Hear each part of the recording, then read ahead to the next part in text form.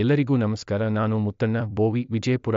ನಾನು ಕ್ಷಮೆ ಕೇಳುತ್ತೇನೆ, ಯಾಕಂದ್ರೆ ಮೊದಲು ನ್ಯೂಸ್ ಚಾನೆಲ್ ಅನ್ನು ಈಗ ಜೈ ಭೀಮ್ ವಿ3 ನ್ಯೂ ಅಂತ ಬದಲಾವಣೆ ಮಾಡಿದ್ದೇನೆ. ಅದಕ್ಕೆ ಎಲ್ಲರೂ ದಯವಿಟ್ಟು ಇನ್ನೊಮ್ಮೆ ಸಬ್ಸ್ಕ್ರೈಬ್ ಮಾಡಿ, ಈ ಜೈ ಭೀಮ್ ವಿ3 ನ್ಯೂ ಅನ್ನು ಬೆಳೆಯೋದಕ್ಕೆ ಸಹಾಯ ಮಾಡಿ.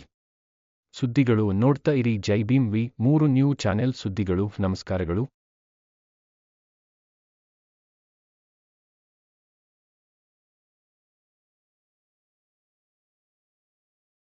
ಅಂಬೇಡ್ಕರ ಯಾರು ಅಂಬೇಡ್ಕರ, ಕೇರಿಯಿಂದ ಊರಿಗೆ ಮದ್ದು ಬರೆದ ಡಾಕ್ಟರ, ಭಾರತ ಮಾತೆಗೆ ಹೊಸ ಬಟ್ಟೆ ಹೊಲಿದ ಟೈಲರ, ಭೀಮಾ ಭೀಮಾ ಭೀಮಾ ಭೀಮಾ ಭೀಮಾ ಜೈ ಜೈ ಭೀಮಾ. ಅಂಬೇಡ್ಕರ ಯಾರು ಅಂಬೇಡ್ಕರ, ಹೆಂಗನ ಬರೆಯಲಪ್ಪ ಒಂದು ವಾಕ್ಯದುತ್ತರ, ತಲೆ ಎತ್ತಿ ನೋಡಿರೋ ನೀಲಿ ಮುಗಿಲ ಉತ್ತರ, ಭೀಮಾ ಭೀಮಾ ಭೀಮಾ ಭೀಮಾ ಭೀಮಾ ಜೈ ಜೈ ಭೀಮಾ. ಸಾಮಾಜಿಕ, ಆರ್ಥಿಕ ಮತ್ತು ರಾಜಕೀಯ ನ್ಯಾಯವನ್ನು ವಿಚಾರ, ಅಭಿವ್ಯಕ್ತಿ, ನಂಬಿಕೆ, ಧರ್ಮ ಮತ್ತು ಉಪಾಸನೆಯ ಸ್ವಾತಂತ್ರ್ಯವನ್ನು, ಸ್ಥಾನಮಾನ ಮತ್ತು ಅವಕಾಶಗಳ ಸಮಾನತೆಯನ್ನು ದೊರೆಯುವಂತೆ ಮಾಡುವುದಕ್ಕಾಗಿ ವ್ಯಕ್ತಿ ಗೌರವ, ದೇಶದ ಏಕತೆ ಮತ್ತು ಇವರು ಹಾಗೂ ಅಧ್ಯಕ್ಷರು ಶ್ರೀ ರಮೇಶ್ ಬಿದ್ರಿ, ಅಧ್ಯಕ್ಷರು ಗೌರಿ ಗಣೇಶ್ ಸ್ಲಂ ಅಭಿವೃದ್ಧಿ ಸಮಿತಿ ವಿಜಯಪುರ, ಹಾಗೂ ಫಾದರ್ ಜೋಸೆಫ್ ಕ್ರೈಸ್ತ ಗುರುಗಳು ಸಂತ ಅನ್ನಮನವರ ದೇವಾಲಯ ವಿಜಯಪುರ, ಹಾಗೂ ಸಜ್ಜಾದ ನಶೀನ್ ಗದಿ ನಶೀನ್ ಮತ್ತು ಮುತೋಲಿ ದರ್ಗಾ ಶರೀಫ್ ಹಜರತ್ ಸೈಯದ್ ಶಾ ಖಾಜಾ ಅಮೀನುದ್ದೀನ್ ಅಲಿ ಶಾರ ಈ ಕೂಡ ವಿಜಯಪುರ ಇವರು ಕೂಡ, ಹಾಗೂ ನಮ್ಮ ಅಕ್ಕನವರಾದ ಮಾತೆ ಸರೋಜಿನಿ ಅಕ್ಕನವರು ಓಂ ಶಾಂತಿ ಪ್ರಜಾಪಿತ ಬ್ರಹ್ಮಕುಮಾರಿ ವಿಶ್ವವಿದ್ಯಾನಿಲಯ ವಿಜಯಪುರ ಇವರು ಕೂಡ, ಹಾಗೂ ನಮ್ಮ ಅವ್ರಿಬ್ರು ಕೂಡ ಹೋರಾಟ ಮಾಡ್ತಾರೆ. ನಮ್ಮ ಸ್ಲಂ ಸಲ ಬಹಳ ಹೋರಾಟ ಮಾಡ್ಯಾರ. ಅದ್ರ ಹಿಂದೆ ಯಾರಪ್ಪ ಕೈವಾಡಪ್ಪ ಅಂದ್ರೆ ನಮ್ಮ ಕಾಮಿನಕ್ಕ, ನಮಗೆ ತಾಯಿ ಇದ್ದಂಗ ಅವ್ರು. ನಮ್ಮ ಸ್ಲಮ್ಮಿನವ್ರಿಗೆ, ಸ್ಲಂ ಸಲುವಾಗಿ, ಜನರ ಸಲುವಾಗಿ ನಮ್ಮ ತಾಯಿ ಇದ್ದಂಗ ಅವ್ರು ಕಾಮಿನಕ್ಕ. ಯಾಕಪ್ಪ ಅಂದ್ರೆ ಅವ್ರ ಹಿಟ್ಟು ನಮಗ ಯಾವುದೇ ಒಂದು ಅವ್ರಿಗೆ ರಜೆ ಐತಂದ್ರು ಬಿಟ್ಟು ನಮಗ್ ಬಂದಿಸಿ ಸಮಿತಿ ಒಳಗೆ ಬಂದು ನಮ್ಗೆ ಏನ್ ಅನುಕೂಲ, ಏನ್ ಸರ್ಕಾರ ಸೌಲಭ್ಯಗಳು ಎಲ್ಲಾ ಬಂದು ಹೇಳ್ತಿರು. ರವಿವಾರ ಸುಗ್ಗಿ ಬಿಟ್ಟಿಲ್ರಿ ಅವರು, ರವಿವಾರ ಸುಗ್ಗಿ ಅವ್ರು ರಜೆ ಇರ್ತಾವಂದ್ರು ಬಂದಿಸಿ ನಮಗ ಎಲ್ಲಾ ಹೇಳ್ಯಾರ ಅವ್ರು. ಅದಕ್ಕ ಇಂಥವ್ರು ಅದಾರ ಅಂತೇಳಿ ನಮ್ ಸ್ಲಂ ಜನ ನಾವು ಬದುಕಿವತ್ತು ನಾನು ಅನಿಸ್ತದ. ಇವ್ರಿಗೆ ಎಲ್ಲರಿಗೂ ನಾ ಧನ್ಯವಾದ ಹೇಳ್ತೀನಿ. ಧನ್ಯವಾದ.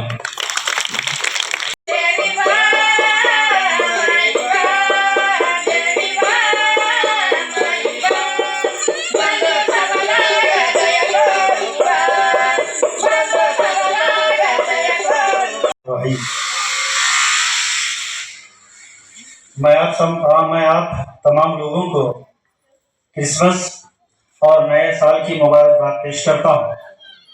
हालांकि मुझसे पहले जितने भी लोग आए सब लोग कन्नड़ में अपनी अपनी स्पीच को, अपनी तकरीर को, अपने बयान को आपके सामने पेश किया।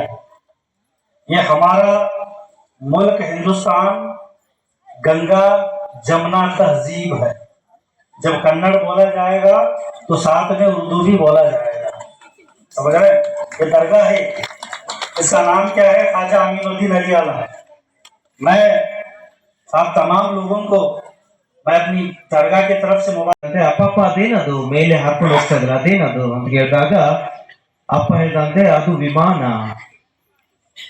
ಅದು ಏನ್ ಮಾಡ್ತದೆ ಅಂತ ಹೇಳಿದಾಗ ಅಪ್ಪ ಹೇಳ್ದಂತೆ ಆ ವಿಮಾನ ಜನರನ್ನ ಒಂದು ಸ್ಥಳದಿಂದ ಇನ್ನೊಂದು ಸ್ಥಳಕ್ಕೆ ಕರ್ಕೊಂಡು ಹೋಗ್ತದೆ ಅಂತ ಹೇಳಿ ಅಪ್ಪ ಹೇಳಿದಾಗ ಆ ಮಗ ಹೇಳ್ದಂತೆ ಆ ಒಂದು ವಿಮಾನದೊಳಗೆ ಜನರು ಹೇಗೆ ಹೋಗ್ತಾರೆ, ಅಷ್ಟು ದೊಡ್ಡ ಏಣಿ ಎಲ್ಲಿದೆ, ಅಷ್ಟು ದೊಡ್ಡ ಏಣಿಯನ್ನು ಹತ್ತಿ ಹೇಗೆ ಹೋಗ್ತಾರೆ ಅಂತ ಕೇಳಿದಾಗ ಆ ಅಪ್ಪ ಹೇಳಿದಂತೆ ಇಲ್ಲ ಅಷ್ಟು ದೊಡ್ಡ ಏಣಿ ಬೇಕಾಗಿಲ್ಲ, ಆ ವಿಮಾನದಲ್ಲಿ ಜನರು ಅಷ್ಟು ಎತ್ತರದಲ್ಲಿ ಹಾರಿ ಆ ವಿಮಾನದಲ್ಲಿ ಹೋಗ್ಬೇಕಾಗಿಲ್ಲ.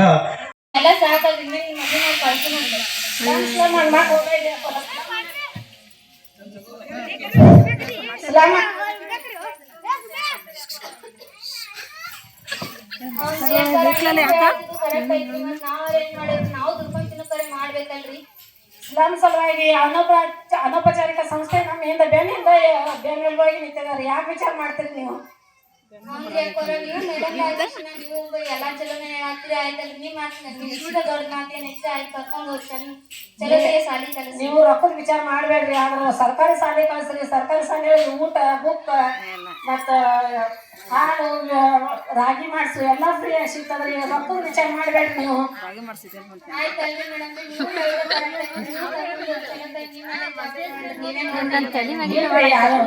ಪಲ್ಲವಿ ಬಹಳ ಹುಷಾರದ, ನೀವೇನ್ ವಿಚಾರ ಮಾಡ್ಬೇಡ್ರಿ.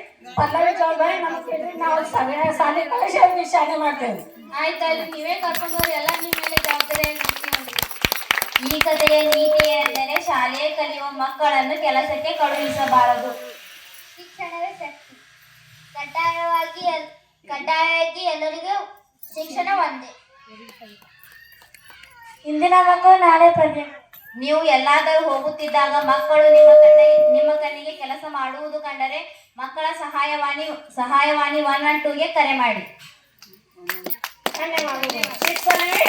ಭಾರತದ ಪ್ರಜೆಗಳಾದ ನಾವು, ಭಾರತದ ಜನತೆಯಾದ ನಾವು ಅಂತ ಹೇಳಿದ್ದು. ಆ ಮೂಲಕ ಈ ಒಂದು ಭಾರತತ್ವ ಅಂತ ಹೇಳಿಕೊಂಡು ಏನು ಹೇಳ್ತೇವೆ, ಈ ಒಂದು ಫ್ಯಾಬ್ರಿಕ್ ನಮ್ಮದು, ನಾವೆಲ್ಲರೂ ಕೂಡ ಒಂದು, ನಾವು ಸೇವಿಸುವ ಗಾಳಿ ಒಂದು, ಕುಡಿಯುವ ನೀರು ಒಂದು, ಇರುವಂತಹ ನೆಲ ಒಂದು, ತಿನ್ನುವಂತ ಆಹಾರ ಒಂದು ಅನ್ನುವಂಥ ವಿಚಾರಗಳನ್ನ ನಾವು ಮಾಡ್ತಾ ಇದ್ದೇವೆ. ಆದ್ರೆ ನಮ್ಗೆಲ್ಲರಿಗೂ ಕೂಡ ಗೊತ್ತಿದೆ, ರಾಜಕೀಯ ಹಿತಾಸಕ್ತಿಗೋಸ್ಕರ ಇವತ್ತು ನಮ್ಮೆಲ್ಲರನ್ನ ಬೇರ್ಪಡಿಸಲಾಗ್ತಾ ಇದೆ. ನಮ್ಮ ನಡುವೆ ಇರುವಂತಹ ನಮ್ಮ ನಡುವೆ ಕಂದಕಗಳನ್ನು ಸೃಷ್ಟಿ ಮಾಡಲಾಗ್ತಾ ಇದೆ. ಇವತ್ತು ಬಹಳಷ್ಟು ಮಹತ್ವಪೂರ್ಣವಾಗಿದೆ ಅನ್ನೋದಕ್ಕೆ ಇವತ್ತಿನ ಮಕ್ಕಳು ಒಂದು ಸಣ್ಣ ನಾಟಕವನ್ನು ನಮಗೆ ಮಾಡಿಸಿಕೊಂಡು ಕೊಟ್ರು. ಈ ನಾಟಕವನ್ನು ನಾವು ಕಂಡುಕೊಂಡೆವು. ಈ ನಾಟಕ ಆಗ್ಲಿಕ್ಕೆ ಒಂದು ಮೂಲ ಕಾರಣ ಫಾತಿಮಾ ಶೇಖ್.